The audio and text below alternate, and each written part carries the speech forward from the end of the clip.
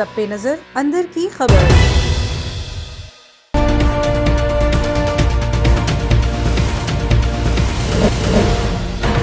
بسم اللہ الرحمن الرحیم۔ السلام علیکم، A1 ٹی وی کے ساتھ میں ہوں نیلم ارشد۔ نظر ڈالتے ہیں اب تک کی ہیڈ لائنز پر۔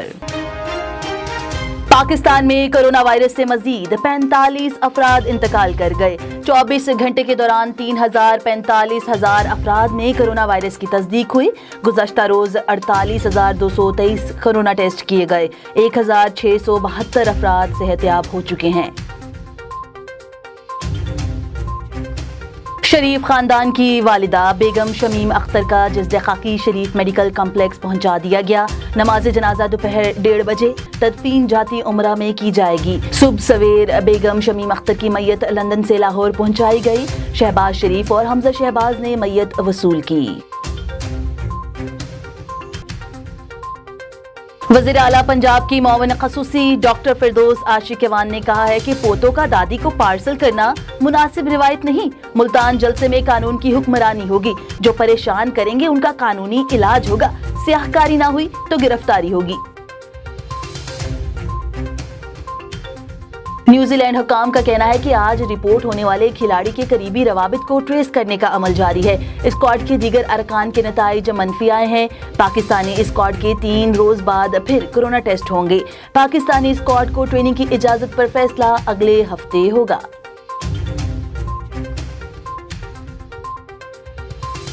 کراچی کے علاقے ڈیفنس فیز 4 بنگلہ مالکان نے پولیس مقابلے کو جعلی قرار دے دیا۔ وزیراعظم عمران خان سے نوٹس لینے کی اپیل، کہا ان کے ڈرائیور محمد عباس کو اغوا کر کے قتل کیا گیا۔ ڈرائیور کا دہشت گردوں سے کوئی تعلق نہیں۔ جعلی مقابلے کا مقدمہ درج نہ کیا گیا تو عدالت سے رجوع کریں گے۔ پولیس حکام کا دعویٰ ہے کہ ہلاک ڈرائیور کا دہشت گردوں سے تعلق تھا۔ گینگ کے سرغنہ غلام مصطفیٰ اور عباس کا کال ڈیٹا موجود ہے۔ دونوں کے درمیان 17 بار ٹیلی فونک رابطہ ہوا۔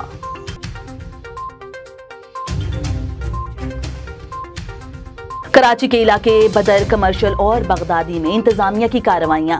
SOPs کی خلاف ورزی پر 2 ریسٹورنٹ اور موبائل فون کی دکانیں سیل۔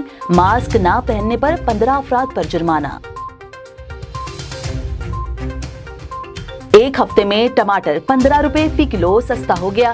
مرغی کا گوشت 19 روپے سستا ہو گیا۔ چینی 5 روپے فی کلو نیچے آ گئی۔ مہنگائی 0.92% کم ہو گئی۔ ادارہ شماریات نے ہفتہ وار رپورٹ جاری کر دی۔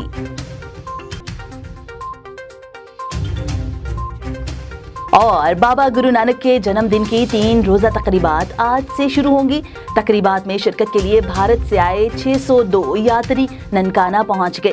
مہمانوں کا پرتپاک استقبال کیا گیا۔ A1 ٹی وی سے فی الوقت کے لیے اتنا ہی۔ مزید خبروں سے باخبر رہنے کے لیے آپ وزٹ کر سکتے ہیں ہماری ویب سائٹ www.a1tv.pk۔ اس کے علاوہ آپ ہمیں یوٹیوب، ٹویٹر، فیس بک اور انسٹاگرام پر بھی فالو کر سکتے ہیں۔ دیکھتے رہیے A1 ٹی وی۔